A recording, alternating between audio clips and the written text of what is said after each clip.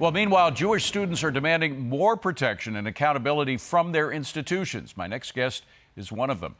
Noah Lederman is a Jewish student at Columbia University who filed a report this week with campus security for being harassed. Noah, welcome. Thank you for being here. What exactly happened to you? In what way were you harassed? Hi, thank you for having me.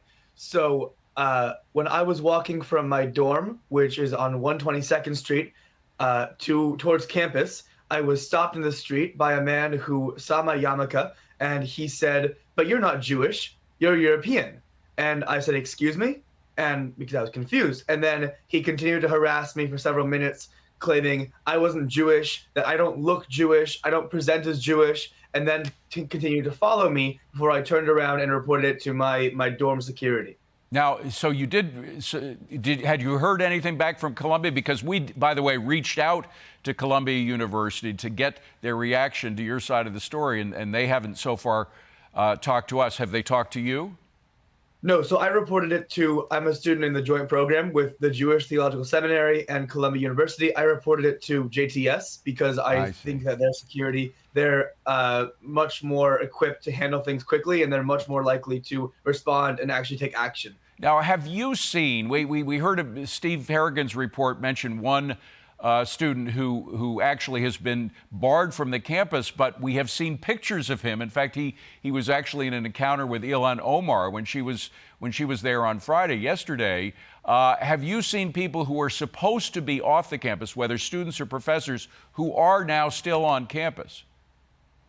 So there certainly have been issues in which I've seen both with my own two eyes and videos of professors and students who President Shafiq has claimed are no longer welcome on campus. I was actually had the opportunity to attend the congressional hearing on last Wednesday, and I remember Congresswoman Stefanik mentioned that one of the professors that President Shafiq claimed was grading papers and then was not returning was not in fact grading papers. He was in the encampments. So the bottom line is that she is feckless. I mean, she says she's getting rid of these people. They're still there. She says she's still negotiating rather than getting rid of the protesters, which she originally said she was going to be doing. And I just wonder what exactly they're negotiating about. Do you know what the demands are of the students, and why negotiate when clearly they're in violation of the rules?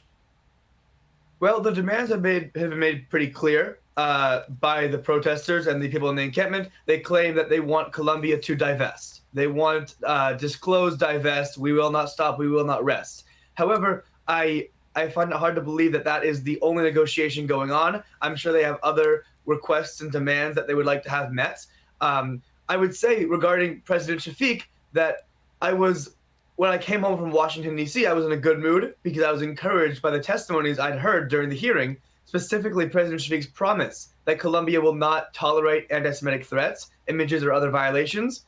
But when I got home that very day, that was the day that the flares were going off and the encampment had gone throughout the night. So I realized it was all just talk. Yeah, no, there is a fecklessness about what is happening in Columbia's reaction. Finally, I'm just wondering, do you and your parents, to the extent that they help you pay for all this, think you've wasted your money? I'll say that this year has been a disappointment. Right now, I am in Long Island because I just simply could not focus on campus. So I came here for the weekend to prepare for my final exams. And I'll say it's very disappointing because President Shafiq pointed it out, but she doesn't seem to care that the seniors, so I'm a freshman, but the seniors ended their high school on Zoom, and now they're being forced to finish their college as well on Zoom. And that's a terrible thing. 2020, 2024. And by the way, is there any chance that Columbia could cancel their graduation ceremony? I saw that USC announced their cancellation.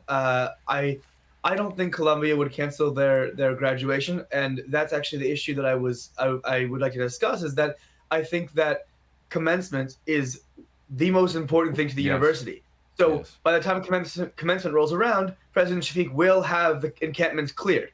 The issue is she's not doing it now. So it says to me that if she does it right before graduation, it says she cares more about graduation and optics than she does about students. We got to leave it at that. Noah, best of luck to you, my friend. I hope things turn out for the best, but it's hard to see under this administration that happening.